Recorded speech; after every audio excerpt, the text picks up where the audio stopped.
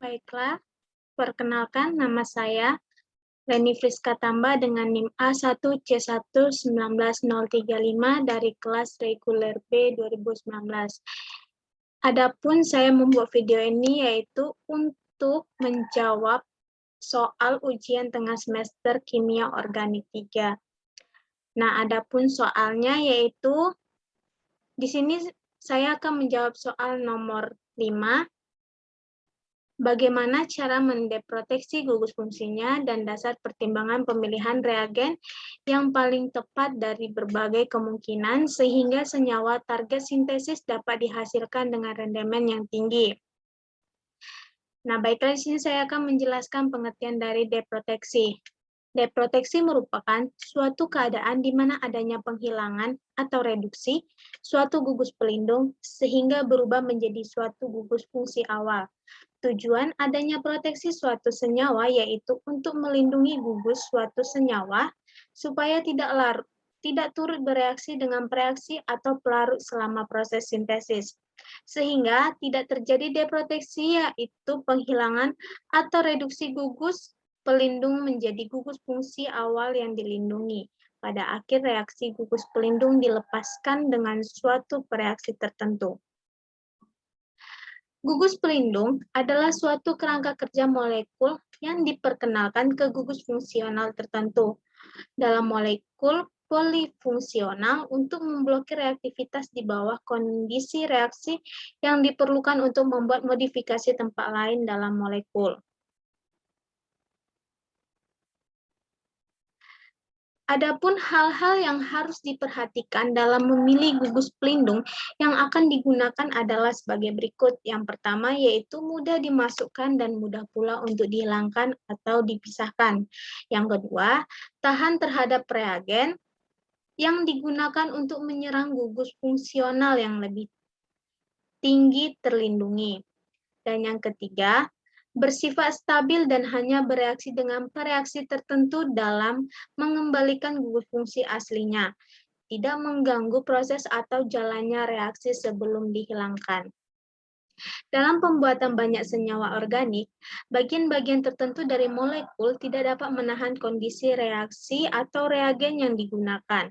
Oleh karena itu, bagian atau kluster tersebut harus dilindungi. Misalnya, litium aluminium hidrida memiliki reaktivitas tinggi, tetapi merupakan reagen yang sangat berguna untuk mereduksi ester menjadi alkohol. Reagen ini mudah bereaksi dengan gugus karbonil dan tidak mungkin untuk memilih gugus karbonil mana yang harus direduksi. Ketika reduksi ester diperlukan, tetapi pada gugus karbonil lain dalam molekul target perlu untuk mencegah hidrida menyerang gugus karbonil. Misalnya, gugus karbonil diubah menjadi gugus asetal yang tidak bereaksi dengan hidrida. Asetal ini kemudian disebut sebagai gugus pelindung untuk gugus karbonil. Setelah langkah hidrida selesai, asetal dihilangkan atau direaksikan dengan larutan asam berair untuk mengembalikan gugus karbonil asli. Dan adanya penghilangan gugus pelindung dapat terjadi karena beberapa hal, diantaranya solvolisis dasar penguraian oleh pelarut, contohnya hidrolisis dan alkolisis. Yang kedua yaitu hidrogenolisis, yang ketiga logam berat, yang keempat ion fluorid, yang kelima fotolitik, yang keenam asam atau basah, yang ketujuh elektrolisis, yang kedelapan eliminasi reduktif, yang kesembilan beta eliminasi, yang kesepuluh oksidasi, yang ke-11 substitusi nukleofilik, yang ke-12 katalisis logam transisi, yang ke-13 enzim. Nah, berikut adalah contoh deproteksi sintesis alkohol dari ketoester. Nah, transformasi keseluruhan yang dibutuhkan dari ester menjadi alkohol primer, dalam mereduksi ester dibutuhkan LiAlH4.